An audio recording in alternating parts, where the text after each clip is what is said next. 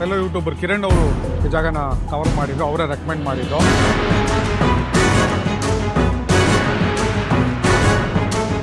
Sir ಇಲ್ಲ 15 ವರ್ಷದಿಂದ ನಾನು ಒಗ್ನೇಕಲ್ಗೆ ಹೋಗ್ತಾ ಇದ್ದೆ ಸರ್. ಬಿಕಾಸ್ ಆಫ್ ಪ್ಲೇಸ್ ಚೆನ್ನಾಗಿದೆ.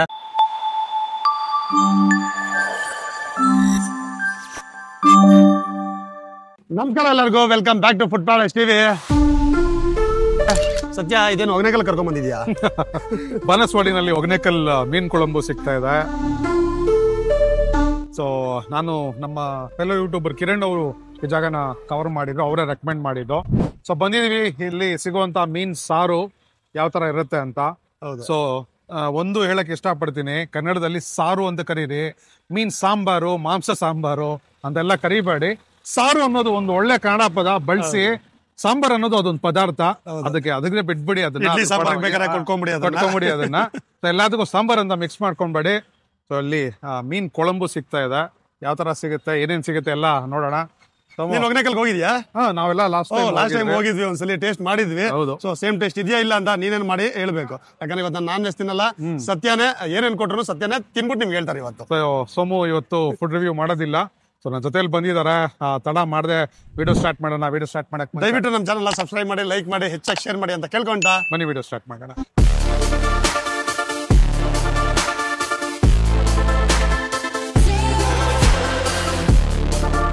ಈ ಜಾಗದು ಕಂಪ್ಲೀಟ್ ಅಡ್ರೆಸ್ ಆಗೋ ಗೂಗಲ್ ಮ್ಯಾಪ್ ಲಿಂಕ್ ನಮ್ಮ ವಿಡಿಯೋ ಡಿಸ್ಕ್ರಿಪ್ಷನಲ್ಲಿ ಇರುತ್ತೆ. ಹಾಗೆ ನೀವು ನಮ್ಮನ್ನು ಫೇಸ್ಬುಕ್, ಇನ್ಸ್ಟಾಗ್ರಾಮ್ನಲ್ಲಿ ಫಾಲೋ ಮಾಡ್ತಾ ಇಲ್ಲ ಅಂದರೆ ಲಿಂಕ್ಸ್ ಡಿಸ್ಕ್ರಿಪ್ಷನಲ್ಲಿ ಹಾಕಿರ್ತೀವಿ. ಯಾಕಂದರೆ ಅಲ್ಲಿ ನಮ್ಮ ಲೈವ್ ಅಪ್ಡೇಟ್ಸ್ ಮತ್ತು ಸ್ಟೋರೀಸು, ರೀಲ್ಸ್ ಎಲ್ಲ ಪೋಸ್ಟ್ ಮಾಡ್ತಾ ಇರ್ತೀವಿ, ದಯವಿಟ್ಟು ಫಾಲೋ ಮಾಡಿ.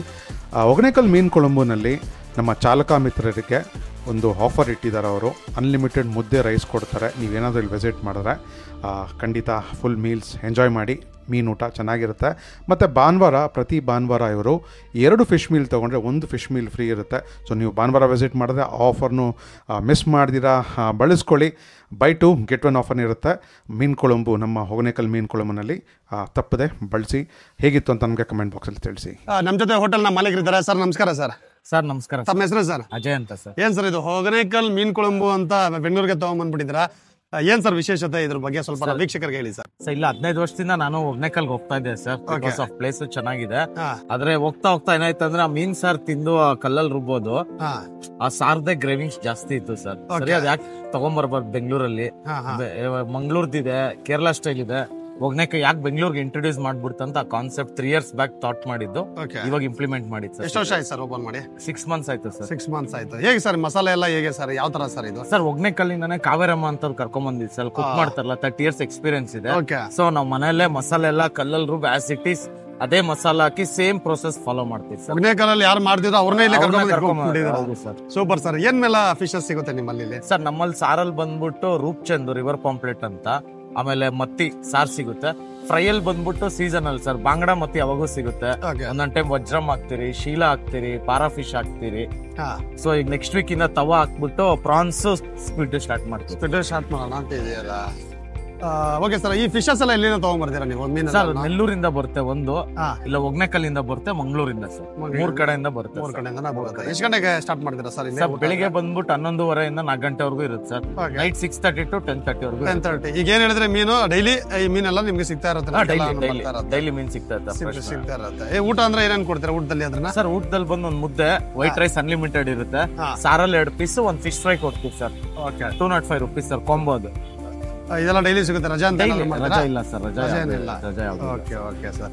ಓಕೆ ಸರ್, ಇಲ್ಲಿಗೆ ಬರ್ಬೇಕಂದ್ರೆ ಈಸಿಯೆಸ್ಟ್ ಲ್ಯಾಂಡ್ ಮಾರ್ಕ್ ಏನ್ ಇದೆ ಸರ್ ಇಲ್ಲಿ? ಸರ್ ಇದು ಕಲ್ಯಾಣ ನಗರ್ ಪೋಸ್ಟ್ ಆಫೀಸ್, ಆಮೇಲೆ ಬಾನಸವಾಡಿ 100 feet ರೋಡ್ ಸರ್.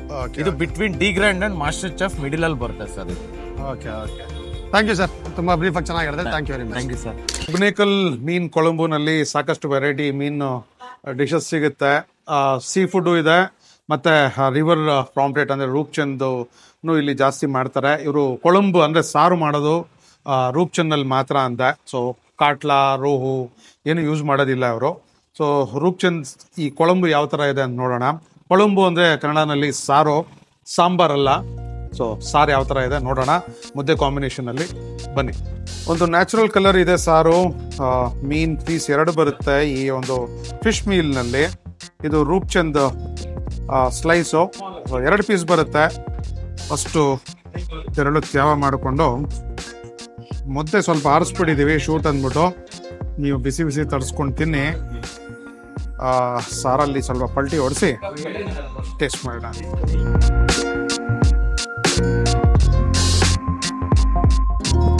ಹುಣಸೆ ಹುಳಿ, ಆ ಮೀನದೊಂದು ಸೊಗಡು, ಆಹಾ ತುಂಬ ಚೆನ್ನಾಗಿದೆ. ನಾನು ಅಂದ್ಕೊಂಡಿದ್ದಂಗೆ ಇದೆ.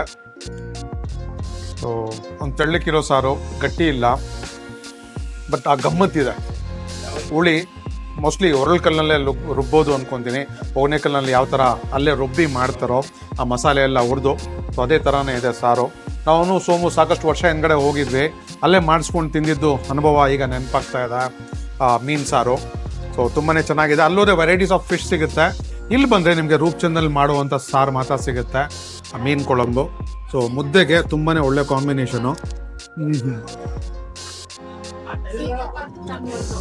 ನನಗೆ ಆ ಹುಳಿದು ಒಂದು ಗಮ್ಮತ್ತು ಸಿಕ್ಕಾಪಟ್ಟೆ ಮಜಾ ಕೊಡ್ತಾ ಇದೆ ಸಾರಲ್ಲಿ. ಸೊ ಆರಾಮಾಗಿ ನೀವು ಬಂದು ತಿನ್ಬೋದು. ಫಿಶ್ ಮೀಲ್ ಸಿಗುತ್ತೆ.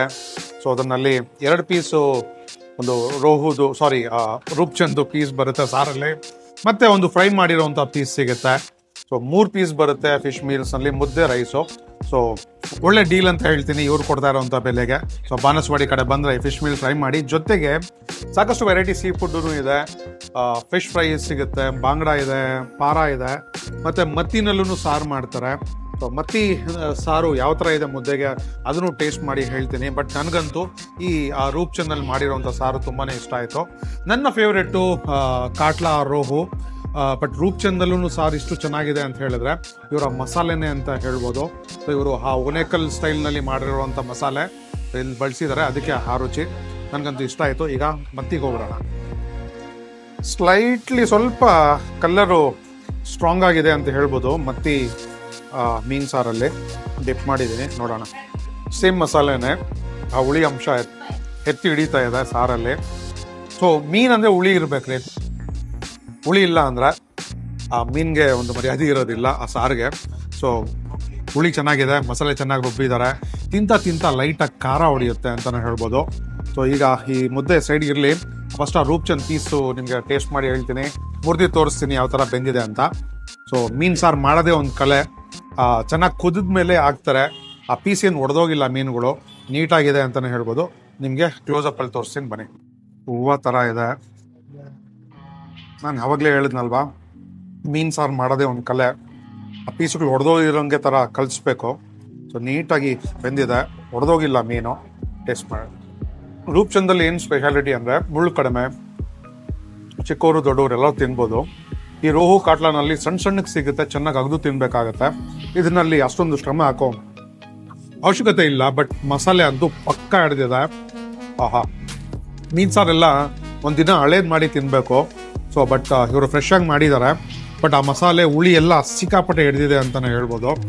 ಮೀನು ಪೀಸ್ಗೆ ತುಂಬಾ ಚೆನ್ನಾಗಿದೆ, ಖಂಡಿತ ಟ್ರೈ ಮಾಡ್ಬೋದು. ಸೊ ಈಗ ಈ ಒಂದು ಮತ್ತಿ ಮೀನು ಫ್ರೈ ಮಾಡಿಬಿಡ್ತೀನಿ.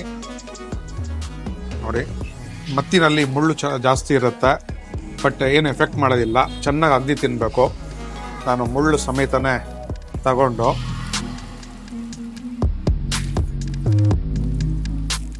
ಮತ್ತಿ ಮೀನು ಸಾರಲ್ಲಿ ಆ ಸಮುದ್ರದ್ದು ಸೊಗಡು ಇರುತ್ತೆ, ಇಲ್ಲಿ ಆ ನದಿ ನೀರ್ದು ಆ ಡಿಫ್ರೆನ್ಸ್ ಗೊತ್ತಾಗ್ಬಿಡುತ್ತೆ. ಮಸಾಲೆ ಒಂದೇ, ಬಟ್ ಲೈಟಾಗಿ ಕಲ್ಲರು ಜಾಸ್ತಿ ಇದೆ ಅಂತಲೇ ಹೇಳ್ಬೋದು ಮತ್ತಿ ಮಾಡಿರೋ ಸಾರಲ್ಲಿ.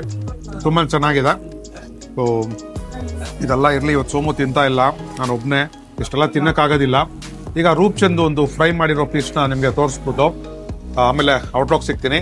ಈಗ ಈ ರೂಪ್ಚಂದ್ ಫ್ರೈ ಮಾಡಿರೋದು ಡೀಪ್ ಫ್ರೈ ಮಾಡಿರ್ತಾರೆ, ನೋಡಿ ಬನ್ನಿ. ಒಳ್ಳೆ ಪೀಸ್ ತೊಗೊಂಡಿದ್ದೀನಿ. ಆಹಾ, ನೋಡಿ ಯಾವ ಥರ ಇದೆ. ಲೈಟ್ ಕೋಟಿಂಗು, ಜಾಸ್ತಿ ಕೋಟಿಂಗ್ ಇಲ್ಲ. ಅಲ್ಲಿ ಯಾವ ಥರ ಮಸಾಲೆ ಮಾಡ್ತಾರೋ ಒಗ್ನೇಕಲ್ಲಲ್ಲಿ ಅದೇ ಥರನೇ ಮಸಾಲೆ ಮಾಡ್ತಾರಂತ. ಸೊ ಈಗ ಟೇಸ್ಟ್ ಮಾಡಿ.